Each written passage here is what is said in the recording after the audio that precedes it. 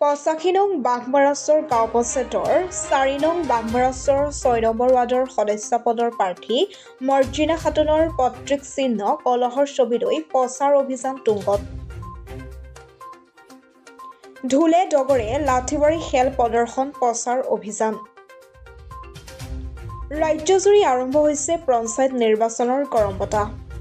উজনিৰ পৰা নামনিলৈ প্ৰতিটো ৰাজনৈতিক দলে পঞ্চায়তে চলাইছে ব্যাপক নিৰ্বাচনী প্ৰচাৰ। পিছ পৰি থকা নাই ৱাৰ্ড সদস্যৰ প্ৰাৰ্থী।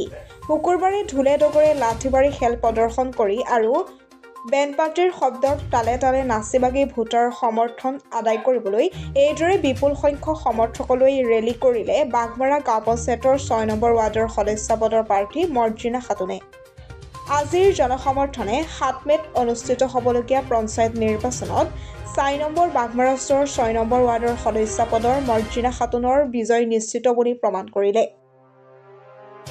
নিৰ্বাচনত বিজয়ী হ'লে পঞ্চায়তখনৰ সামগ্ৰিক উন্নয়ন, ৰাস্তা-ঘাট আদিৰ সমাধান কৰাটো প্ৰধান কাম বুলি মৰ্জিনা খাতুনে মন্তব্য কৰে।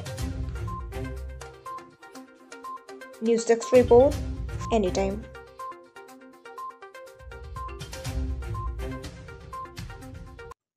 আগন্তুক পঞ্চায়ত নিৰ্বাচনত 85 নং বাঘমাৰাছৰ গাঁও পঞ্চায়তৰ 6 নং ৱাৰ্ডৰ সদস্য পদৰ প্ৰাৰ্থী মৰ্জিনা খাতুন মোৰ মিছেছ।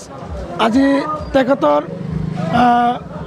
পদযাত্ৰাত আমি মিছিল ওলাইছিলোঁ। এই মিছিলত প্ৰায় 800 মান মানুহ সমবেত হৈছিল আৰু এই ক্ষেত্ৰত ৰাইজে মোক যি ধৰণৰ সহায় সহযোগিতা আগবঢ়াইছে মই ৰাইজৰ ওচৰত চিৰকৃতজ্ঞতা জনাইছোঁ।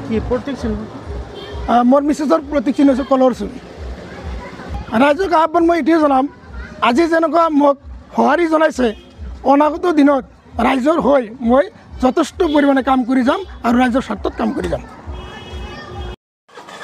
আপুনি বাঘমাৰাছৰ গাঁও পঞ্চায়তৰ 4 নং বাঘমাৰাছৰ 6 নং ৱাৰ্ডত প্ৰতিনিধিত্ব আগবঢ়াইছে নেকি? আগবঢ়াইছোঁ। আপোনাৰ প্ৰতীক চিহ্ন কি? কলচ। আজি কি আপোনালোকৰ পদযাত্ৰা আছিল নেকি? আছিল। কিমান মানুহ হৈছিল? প্ৰায় 800 মান হৈছিল। ৰাইজক আপুনি কি ক'ব? ভোট দিব? ৰাইজৰ সৎ কাম মই কৰিম। ৰাইজৰ সুখ দুখৰ মাজত থাকিব। থাকিম।